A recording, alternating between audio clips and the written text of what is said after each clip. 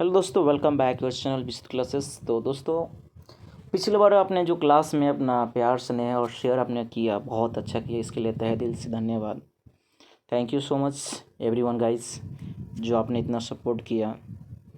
और उसी के लिए आपका जो सपोर्ट है, समर्पण है, प्यार से लगाव है, इसी चीज़ को देखते हुए मैं एक ज़बरदस्त सेशन लेकर आया हूँ। जो आप पहले 5 मिनट क्लास देखो, आपको किस सेशन से इतना मैंने क्या कहूँ, मैं आपको लगाव हो जाएगा कि पूरी सेशन देख कर ही जाओगे। तो इस सेशन को लगाव बिल्कुल होगा। तो बेहतर क्लास के लिए एक बार जुड़ें और फटाफट जो है सभी लोग जहाँ भी हो सके एक बार लाइक और शेयर ज़रूर करें। शेयर जितना हो सके जितना बार कीजिए, और इतना तो आप कर ही सकते हो। चलिए दोस्तों, तो आज की कुछ ज़बरदस्त क्वेश्चनों का सीरीज़ जो है बीपीएससी जो टीचर एग्ज़ाम्स हैं उन्हीं के दृष्टिकोण विशेष रखते हुए आपको कराया जा रहा है। और इस क्वेश्चन से आपके एग्ज़ाम में बहुत सारे क्वेश्चन आने की प्रबल संभावना है, 90% संभावना है। तो चलिए स्टार्ट करते हैं आज के अगले क्लास। चलिए, बहुत ही सुंदर क्वेश्चन है आपके सामने है। कौन सा महाजनपद बिहार में स्थित है?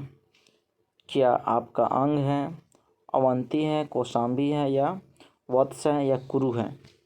बहुत ही प्यारा क्वेश्चन है दोस्तों। तो इसका जवाब उम्मीद करते हैं कि आप बहुत ही जल्द सोचोगे, दोगे। तो बिल्कुल दोस्तों, आपने सही जवाब दिया। जो भी लोग ने ए ऑप्शन को दिमाग में चुना या कमेंट किया, उनका बिल्कुल राइट आंसर है अंग। और अंग की राजधानी कहाँ है, कोई मुझे बताने का प्रयास करेंगे? चलिए थोड़ा सा और इनके बारे में हम लोग विशेष रूप से जान लेते हैं। देखिएगा, पूरे बिहार की मैं बात करूँ दोस्तों, पूरे बिहार में 3 महाजनपद है। याद रखिएगा, ये भी क्वेश्चन आपके एग्ज़ाम में बन सकता है कि पूरे बिहार में कितने महाजनपद हैं। तो वो है मगध जनपद है, अंग जनपद है और वजी जनपद है। अगर आपने इतिहास पढ़ा होगा, आपने प्राचीन इतिहास पढ़ा होगा, तो इस इतिहास में आपको देखने को मिला होगा टोटल जनपदों की संख्या होती है 16 होती है। अंगुत्तर निकाय में बताया गया है ना जी, इस चीज़ का वर्णन है, तो याद रखिएगा। अब चलते हैं, थोड़ा सा राजधानी को भी समझ लेते हैं कौन कहाँ है। तो याद रखिएगा, अंग की राजधानी है चंपा। एग्ज़ाम में भी पूछ सकता है कि चंपा जनपद जो है आपको कहाँ देखने को मिलता है। याद रखिएगा, ये भी क्वेश्चन आपसे बन सकता है कि चंपा जनपद जो है वह किस ज़िले में है। तो बताइएगा, बिल्कुल भागलपुर और मुंगेर में मिल जाएगा। मगध जो है सबसे प्राचीन पूछतेगा कि सबसे प्राचीन जनपद कौन है, तो मगध है और इसकी राजधानी राजगीर है। और ये कहाँ मिलेगा जी? आज के समय में पटना और गया में मिल जाएगा। वजी है जिसकी राजधानी आप जानते हो वैशाली बिहार में मिल जाएगा देखने को लिए। तो उम्मीद करते हैं सारे कंटेंट आपको बिल्कुल बेहतर तरीके से समझ में आ रहे होंगे। और क्वेश्चन भी देखिएगा, ज़बरदस्त क्वेश्चन लाए हैं ताकि आपकी एग्ज़ाम में सबसे बेहतर मार्क्स लाए, है ना। तो दोस्तों, आप बताने का प्रयास कीजिए, मुद्रा राक्षस की रचना किसने की थी? हु रोट मुद्रा राक्षस? ये क्वेश्चन कई बार एग्ज़ाम में पूछा गया है और कई प्रकार के कॉम्पिटिटिव एग्ज़ाम में भी पूछा गया है, बीपीएससी के एग्ज़ाम में भी पूछा गया है। तो बताने का प्रयास करें इसका राइट आंसर क्या होगा। चलिए, क्या ऑप्शन ए हो जाएगा, वत्सायन हो जाएगा, विशाख दत्त हो जाएंगे, विष्णु शर्मा हो जाएंगे, या वराहमिहिर हो जाएंगे? तो आप लोग प्रयास करें कि इसका आंसर देने के लिए। तो बता दें, देखिए एक और बात ध्यान रखिएगा, इससे और भी क्वेश्चन पूछते हैं एग्ज़ाम में। मैं चाहता हूं कि आपके सारी क्वेश्चन को अच्छे से कवर करा दिया जाए ताकि आपका बेहतर विकास हो। तो दोस्तों बता दें आपको, आगे बढ़ते हैं। इसमें थोड़ा सा याद रखिएगा, आंसर हो जाएगा विशाख दत्त हो जाएगा, है ना। तो ऑप्शन बी राइट हो जाएगा। मैं अन्य राइटर जो इम्पोर्टेंट राइटर हैं उनका भी आपको मैं कवर कराता हूँ, ध्यान दीजिएगा, ताकि आपके एग्ज़ाम में कहीं प्रॉब्लम ना हो। देखिएगा, एग्ज़ाम में पूछ देगा मुद्रा राक्षस हो गया, देवी चंद्रगुप्तम हो गई, इसका राइटर कौन है जी? विशाख दत्त हैं।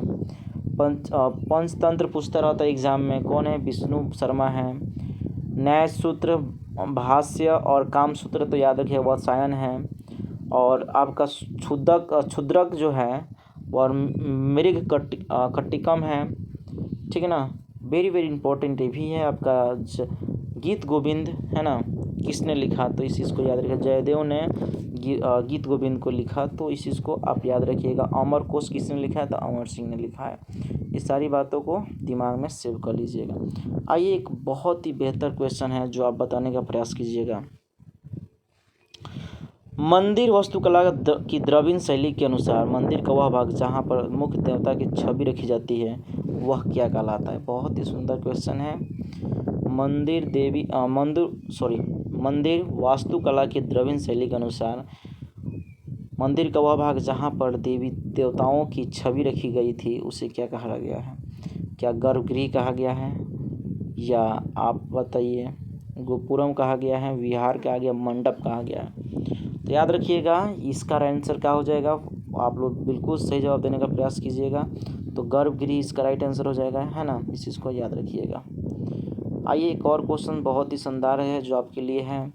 जो संस्कृत शब्दकोश की रचना किसने की थी। बहुत ही सुंदर क्वेश्चन है और इसका जवाब दे सकते हैं। क्या अमर सिंह है, कालिदास है, विकृति है, वसायन है, या इनमें से कोई नहीं है। देखिए मैं 5-5 का ऑप्शन इसलिए देता हूँ, कहीं कहीं कुछ लोग कमेंट करते हैं कि 5 ऑप्शन क्यों। बीपीएससी है भाई साहब, भैया बीपीएससी में आपको पता होना चाहिए कि ऑप्शन 5 मिलते हैं। और इस बार तो पूरी तरह से आप ध्यान रखिएगा, इस बार एग्ज़ाम के लिए 5 ऑप्शन की प्रबल संभावना है। तो आप तो जानते हैं नेगेटिव मार्किंग भी है, आपको भूलना नहीं है इस चीज़ को। प्रयास करना है कि अधिक से अधिक सीखा जाए, गलती कम किया जाए। तो अमर सिंह बिल्कुल राइट आंसर हो जाएगा, इसमें कोई डाउट नहीं है। एक और क्वेश्चन है, समुद्र प्रस्थिति किसने लिखा था। याद रखिएगा बहुत ही सुंदर क्वेश्चन है इतिहास का। आपको जीके से दोनों में कराऊंगा बेहतर तरीके से। तो याद रखिएगा इसका राइट आंसर क्या होगा। Option A, B, C, D क्या होगा। तो आपको बता दें हरिसेन इसका राइट आंसर हो जाएगा, क्योंकि इसके दरबारी कवि हुआ करते थे। आइए एक बहुत ही सुंदर क्वेश्चन है, ध्यान दीजिएगा। आप कल्पना भी नहीं कर सकते हैं इसका आंसर क्या होना चाहिए। निम्नलिखित में यह किसका विचार था कि भारत एक हिंदू पाकिस्तान न ही बनाया जा सकता है। फिर समझिए एक बार इसको। निम्नलिखित में यह किसका विचार था कि भारत एक हिंदू पाकिस्तान न ही हो तो बनाया जा सकता है और ना ही बन सकता है। माने इनको एकता की बात आ रही है। तो ये बात ध्यान रखिएगा, पंडित जवाहरलाल नेहरू ने इस बात को कहा था। ये एनसीईआरटी की क्वेश्चन है, ध्यान रखिएगा इस बात को, है ना। चलिए एक और सुंदर सा क्वेश्चन है, आप जवाब देने का प्रयास कीजिएगा। जो गांधी सागर डैम है वह किस नदी पर बना है। बहुत ही सुंदर क्वेश्चन है। गांधी सागर डैम जो है किस नदी पर है। क्या चंबल है, कैन है, महानदी है, या बेतवा है, या नर्मदा है। तो बिल्कुल याद रखिए चंबल नदी इसका राइट आंसर हो जाएगा। तो आज से अगले क्वेश्चन की तरफ बढ़ते हैं दोस्तों, है ना। इसमें देखिए कुछ बातें और आपको बता दूं जानकारी के लिए, बहुत ही खास है। हाईएस्ट डैम इन इंडिया पूछे तो टेहरी याद रखिएगा। Highest dam in India Tehri हो जाएगा। सबसे ऊंचा बांध कोई है तो टेहरी है, और उत्तराखंड में है। याद रखिए कहाँ है दोस्त, उत्तराखंड में टेहरी बांध है, इसको भूलना नहीं है। ऊंचाई आप देख सकते हैं, लेंथ देख सकते हैं ना। और मेन क्वेश्चन है इसका ना, पूछ देगा लोकेशन कहाँ है और किस नदी पर। सबसे इम्पोर्टेंट यही खास बात है इसका।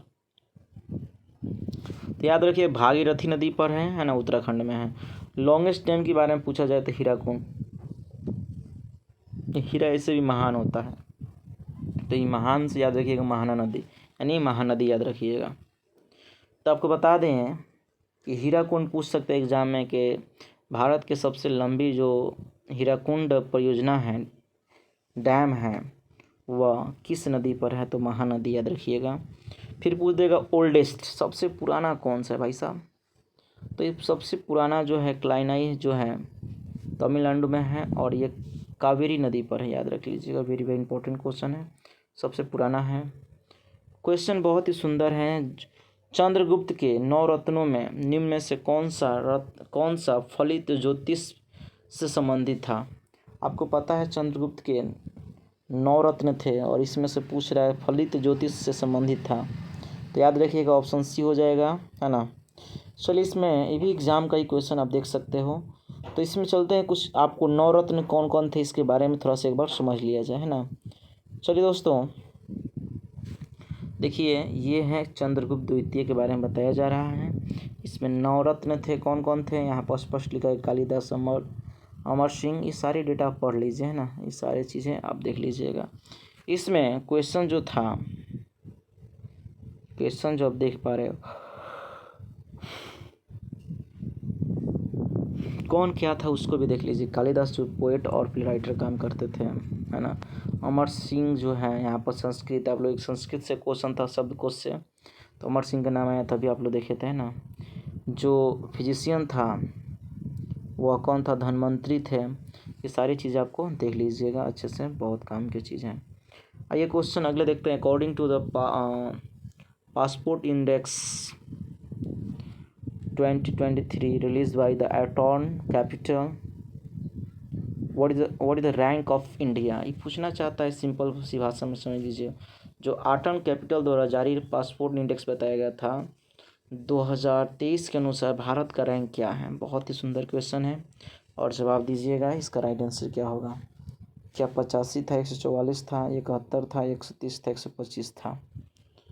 तो आपको मैंने इसके पहले भी क्लास को बताया था। चलिए तो इसका राइट आंसर बताने का प्रयास करें, तो इसका भूलना नहीं है, ध्यान दीजिएगा। यहाँ पर जो इसका रैंक जो है 144 है। हेनरी अलग आता है, ध्यान रखिएगा। सॉरी, हेनरी मैं कह रहा हूँ, हेनरी पासवर्ड के बारे में हम बताए थे एक बार। तो ये जो है आप पढ़ रहे हैं, देख रहे हैं, ये आटन कैपिटल द्वारा जारी किया गया, कैपिटल द्वारा मतलब क्या कह सकते हैं, जारी किया गया है। तो ध्यान रखिएगा। आपको बता दें सबसे टॉपेस्ट स्थान पर है आपका यूएई, यूनाइटेड अरब अमीरात के नाम सुने होंगे, ये सबसे टॉपेस्ट स्थान पर हैं। और उसके बाद कहा जाए स्वीडन हो गया, जर्मनी हो गया, फिनलैंड हो गया, ये सारे हैं। लेकिन बात किया जाए 2023 की बात किया जाए, है ना, तो याद रखिएगा एक और क्वेश्चन बनता है यहीं से। India ranked 85 out of 199 countries, किसके द्वारा, तो हेलेन पासपोर्ट इंडेक्स। यहाँ पर ध्यान रखिएगा, जो हेलेन पासपोर्ट इंडेक्स है, इस रैंक के आधार पर इसका नंबर जो है, रैंक जो है 85 है। और आटन कैपिटल के द्वारा जो रैंक इशू किया गया है वो 144 है। इस बात को भी याद रखिएगा, ठीक है ना। यहाँ पर हेलेन पासपोर्ट इंडेक्स 2023 में भारत जो है 199 देशों में 25वें स्थान पर टिका हुआ है। वेरी वेरी इंपॉर्टेंट क्वेश्चन है, भूलना नहीं है। आटन पूछेगा तो 144 बताना है, अगर आपका हेलेन पूछे तो 85 बताना है, भूलिएगा मत। कह रहा है the first gold coin in India were issued by dynasty.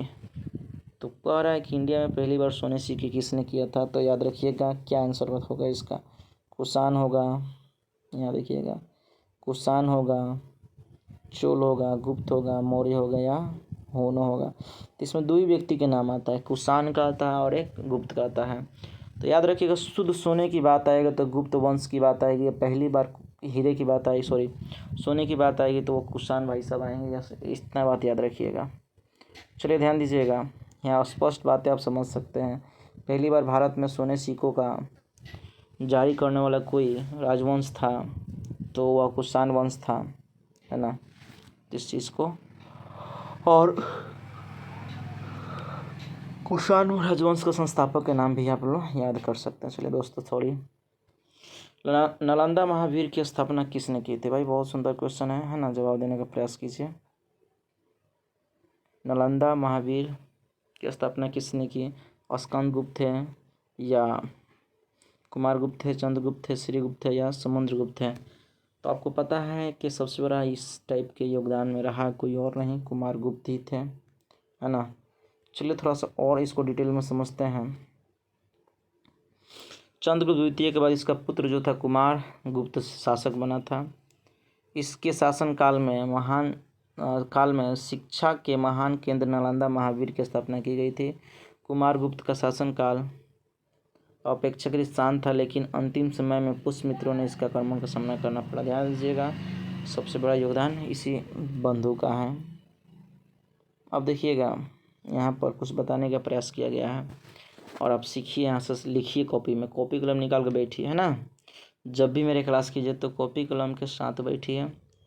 कह रहे हैं जो कुमारगुप्त प्रथम थे इनका शासनकाल आप देख सकते हैं, समय काल देख सकते हैं, और बिहार में नालंदा विश्वविद्यालय का संस्थापक थे। याद रखिएगा वो द्वितीय आदमी था, ये प्रथम है ना। उसके बाद देखिए स्कंदगुप्त के बारे में बात किया जाए तो मुगल शासक के अंतिम शक्तिशाली शासक था स्कंदगुप्त, है ना, इस बात को भी देख लीजिएगा। उसके अलावा याद रखिएगा समुद्रगुप्त के बारे में कुछ और बातें।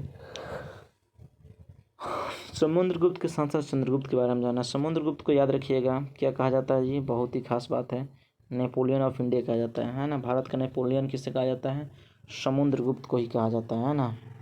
इसके अलावा बात करें चंद्रगुप्त प्रथम का समय देख सकते हैं, और गुप्त का शासन का पहला महत्वपूर्ण राजा हुआ करते थे। और समुद्रगुप्त के बारे में आप जान लीजिए, चंद्रगुप्त के पुत्र और उत्तराधिकारी थे कौन, समुद्रगुप्त थे, और समुद्रगुप्त के पापा का नाम ही था चंद्रगुप्त, है ना। आइए तो बात करते हैं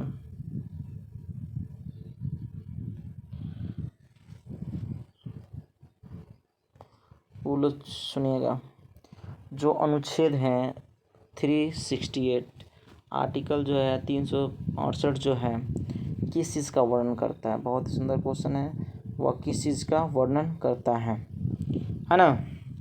तो आपको बता दें कि वो आपको पता होना चाहिए संविधान संशोधन का वर्णन जो है 368 करता है। तो जहाँ संशोधन वाली बात है देखिए तो क्या इसमें संशोधन लिखा है, इसमें लिखा हुआ है संशोधन। तो संशोधन जो है आपका अफ्रीका से लिया गया था, साउथ अफ्रीका से लिया गया था, याद रखिएगा। उसके अलावा बात करें यहाँ पर स्पष्ट रूप से कुछ बातें सीख लीजिए, जान लीजिए जो आपके काम की चीज़ें हैं। अनुच्छेद 368 जो है संविधान संशोधन के लिए संसद की शक्ति से संबंधित है। इसके अलावा बात किया जाए भारत की जो संसद है गणराज्य की सर्वोच्च स्थान पर सर्वोच्च नीति को अपनाती है।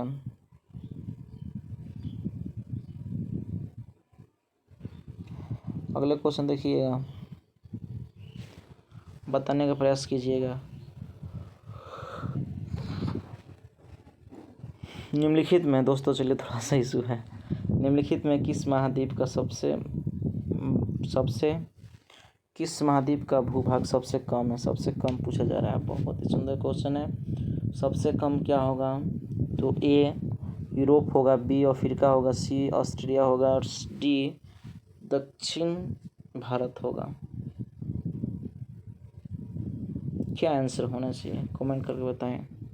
बिल्कुल ऑस्ट्रेलिया की बात हो रही है, इसमें ऑस्ट्रेलिया होना चाहिए, है ना। तो देखिए दुनिया में 7 महाद्वीप है, इतना तो पता है आपको कि 7 महाद्वीप हैं,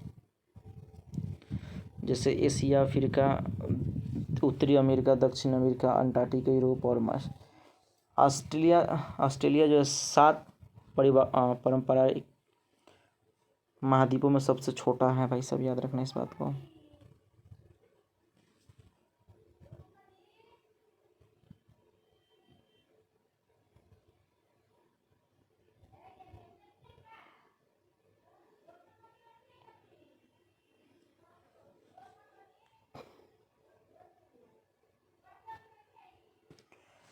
मैं गांव से आया हूँ भाई साहब, ये क्वेश्चन बहुत ही सुंदर है। मैं एक डैश गांव से आया हूँ, हमारे यहाँ बारिश बहुत कम होती है और खूब गर्मी भी पड़ती है।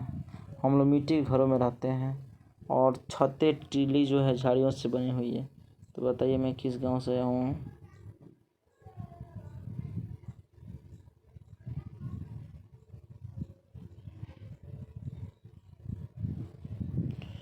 चलिए तो इसका जवाब आप लोग सही देने का प्रयास कीजिए, राजस्थान हो जाएगा, है ना।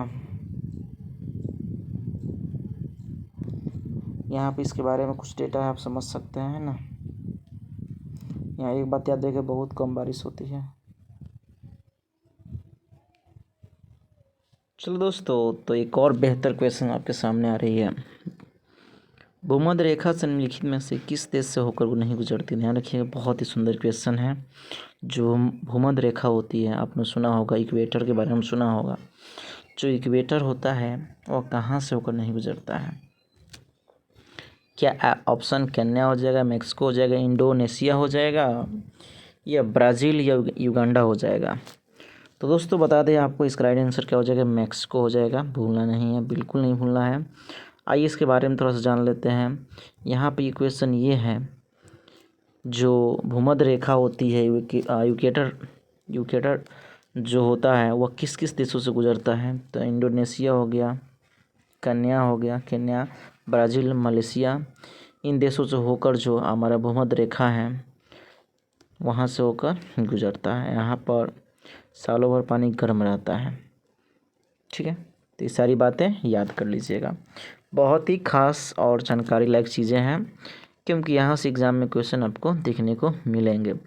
तो चलिए एक और क्वेश्चन है, बहुत ही सुंदर क्वेश्चन है और उम्मीद करते हैं कि आप सभी इसका जवाब आसानी से दे पाइएगा। चंद्र ग्रहण जो होता है कब होता है? बहुत ही सुंदर क्वेश्चन है। चंद्र ग्रहण कब होता है? क्या इसका आंसर होगा? सोच के जरा जाके देखो। आपको एक बार समझाए थे, मान लीजिए सपोज डैट यहाँ पर सूर्य है मान लीजिए, और ये आपका पृथ्वी है, मान लीजिए पृथ्वी है, अर्थ है, और यहाँ पे जो मून है इस तरह से वो क्या कर रहा है, इसकी परिक्रमा कर रहा है। जब सूर्य और पृथ्वी के बीच में अगर यहाँ मून आ जाता है, जिसकी वजह से इसकी प्रकाश जो होती है इस पर नहीं आ पाती है, तो इस टाइम को जो हम लोग बोलते हैं। तो दोस्तों इस बात को आपने स्पष्ट रूप से समझ गया होगा कि चंद्रमा जब होती है सूर्य और पृथ्वी के बीच में आ जाती है, तो इसे हम लोग किस नाम से जानते हैं? सूर्य ग्रहण। और सूर्य ग्रहण कब लगता है? तो अमावस के दिन रात आप समझते हैं, है ना। अगला क्वेश्चन है, जीव विज्ञान के जनक किसे कहा जाता है? बहुत ही सुंदर क्वेश्चन है, तो याद रखिएगा अरस्तु। आज का अगले क्वेश्चन की तरफ बढ़ते हैं, ध्यान दीजिएगा।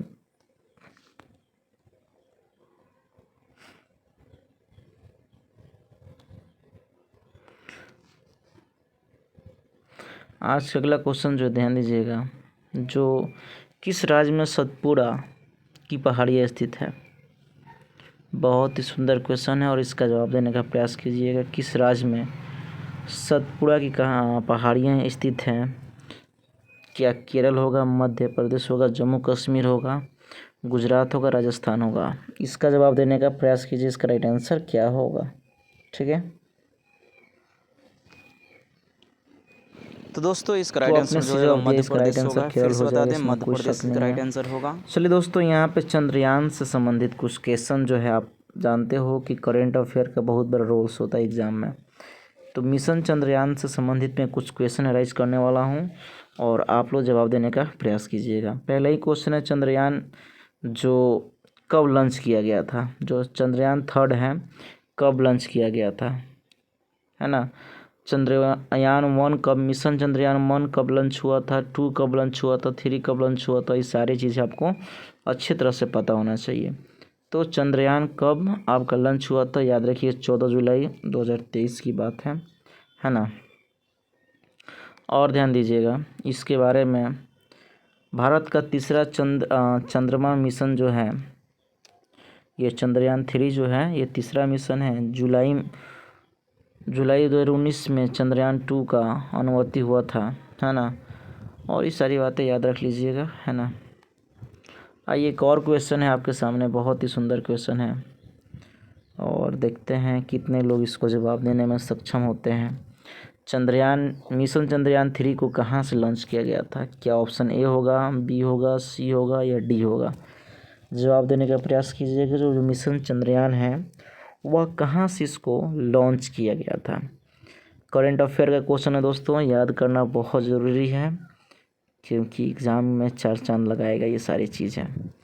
तो सही जवाब आ रहा है सतीश धवन अंतरिक्ष केंद्र हरिकोटा, इसका राइट आंसर हो जाएगा, इसमें कोई शक नहीं है। चंद्रयान 3 को कहाँ पर लैंड करना है? भाई साहब आ जाइए, ये लैंड करना है, इसकी क्वेश्चन थोड़ा ध्यान दीजिएगा। एक और क्वेश्चन था, इसको किस चीज़ से, मतलब वो क्या कहते हैं, रॉकेट से लॉन्च करा गया था। तो यहाँ से क्वेश्चन याद रखिएगा, LVM-3 से किया गया था, है ना। आइए तो एक और क्वेश्चन के सामने बढ़ते हैं। चंद्रयान के लिए प्रमुख रॉकेट इंजन का क्या नाम है? तो याद रखिएगा EC-20 क्रायोजेनिक इंजन नाम था इसका। बहुत ही सुंदर क्वेश्चन है और जवाब देने का प्रयास कीजिए। आज के अगले क्वेश्चन पर बढ़ते हैं। चंद्रयान मिशन जो 3 था इसको किसने लॉन्च किया है? क्या जापान ने किया, इंडिया ने किया, कि इसरो ने किया है? सही बात है दोस्तों, इसरो ने किया था, याद रखिए इस बात को। चलिए थोड़ा सा इसरो के बारे में आपको बता दें, इसरो के बारे में जानना ज़रूरी है। तो देखिए इसरो के बारे में, इसका फुल फॉर्म होता है Indian space research and organisations, जिसको हिंदी में बोलते हैं भारत अंतरिक्ष अनुसंधान संगठन। इसकी स्थापना 15 अगस्त है ना, और 1969 में होती है। मुख्यालय कहाँ है इसका? हेडक्वार्टर बेंगलुरु के नाम सुने, कर्नाटक में पड़ता है। ये सारी बात याद कर लीजिएगा। और इसके बारे में एक और बात याद रख लीजिएगा, इसका अध्यक्ष 23 में कौन, एग्जाम में पूछ सकता है इसरो का। इसरो जो आपका ऑर्गेनाइजेशन है उसका अध्यक्ष कौन है, चेयरमैन कौन है? तो एस सोमनाथ ने, याद रखिएगा एस सोमनाथ। इसके पहले जो थे विक्रम साराभाई थे, याद रखिएगा इसके पहले कौन थे? विक्रम साराभाई थे। चलिए दोस्तों, तो ये वाली बातें तो एकदम दिमाग में सेव कर लीजिए एकदम अच्छे से। तीसरा जो है 14 जुलाई को हुआ था, दूसरा जो है 22 जुलाई को हुआ था, और पहला जो है 22 अक्टूबर 2008, 8, 19, 23। इस बात को बिल्कुल याद कीजिए। देख रहे हैं कि लाइक शेयर बहुत ही कम किए आप लोग इस पर, क्यों? इस गलत बात है दोस्तों। आपका लाइक शेयर जो है ना, मुझे मोटिवेशन करता है। नए हो तो चैनल को सब्सक्राइब कर लो, ताकि इसी प्रकार की क्लास जो है आपको मिलती रहे। इसी प्रकार के कंटेंट को बेहतर तरीके से तैयारी करना चाहते एग्ज़ाम की तैयारी, तो दोस्तों ये चीज़ रुकनी नहीं चाहिए, है ना, जहाँ तक मुझे लगता है।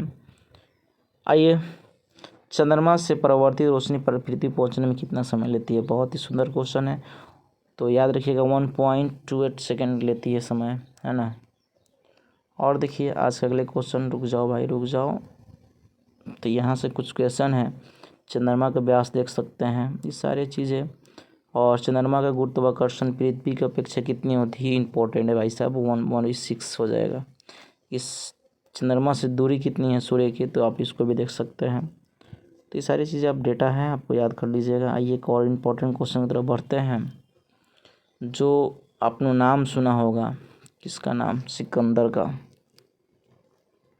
किसका नाम सुना होगा जी? सिकंदर का। आइए, जो सिकंदर नाम का एक शासक था, आपने सुना होगा, वह कहाँ का रहने वाला था?